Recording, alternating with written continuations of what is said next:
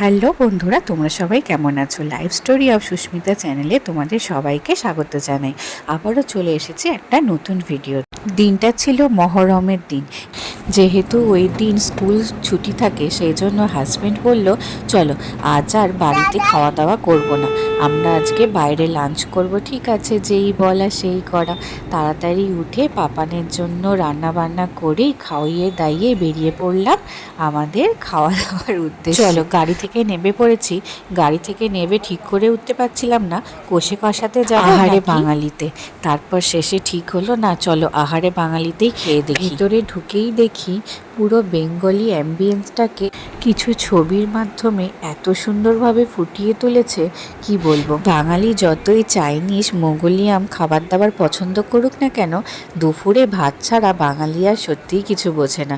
এক মুঠো ভাত হলেও যেন মনে হয় তৃপ্তি করে খাওয়া যায়। সেই জন্য আর ওইসব পোলাও, ফ্রাইড রাইস এই সমস্ত অর্ডার না করে একদম বাঙালি থালি অর্ডার করেছিলাম। মেনু কার্ডের ভিডিও দিয়েছি বলে কেউ আবার বলো না যেন বাবা কত দাম দেখাচ্ছে। না রে বাবা, না, দাম দেখাচ্ছি না, যদি কারোর লাগে সেজন্যই করে দিলাম। আর যারা এটা দেখতে চাও না তারা স্কিপ করে যাবে, তাহলেই হয়ে গেল। আবার কেউ বাজে বাজে কমেন্ট করো না প্লিজ। এই দেখো পাপানকে দেখো, গাড়িতে তো একটু ঘুম হয়ে গেছে, সেজন্য এবার দুষ্টুমি শুরু করেছে। কিছুতেই আর ওকে ধরে রাখা যাচ্ছে না। এখন আবার নতুন এটা শিখেছে, গাছে ওঠা। যেখানেই পাচ্ছে সেখানেই উঠে পড়ছে, শেষে সোফাটাও ছাড়ছে না।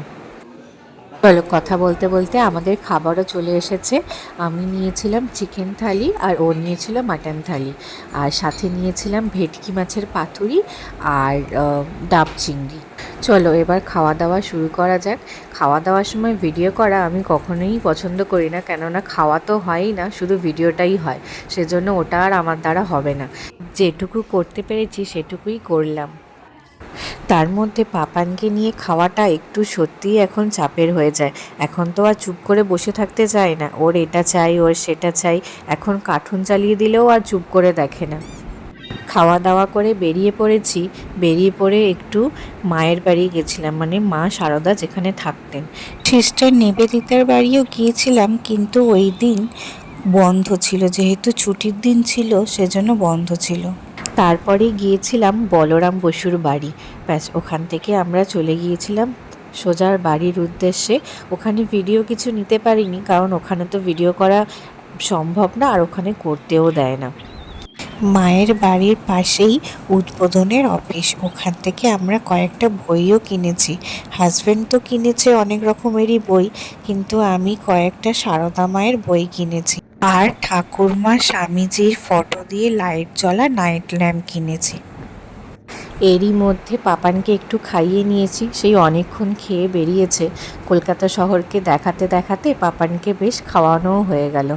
এই আমাদের সেই পুরনো হাওড়া ব্রিজ। বাইরের দেশের তুলনায় যতই আমাদের শহর অপরিষ্কার হোক না কেন, আমাদের এই হাওড়া ব্রিজ আর ভিক্টোরিয়া দেখার জন্য এখনও পর্যন্ত হাজার হাজার মানুষ আসে শুধু এই দুটো জিনিসকে দেখবার জন্য। এমনকি অনেক ফরেনাররাও আসেন এই হাওড়া ব্রিজ আর ভিক্টোরিয়া মেমোরিয়াল দেখতে। আজকের ভিডিওটা এখানেই শেষ করছি। যদি তোমাদের ভালো লাগে অবশ্যই আমার চ্যানেলটাকে সাবস্ক্রাইব করে লাইক আর শেয়ার করতে ভুলো না যেন। টাটা, বাই বাই, সবাই খুব ভালো থেকো।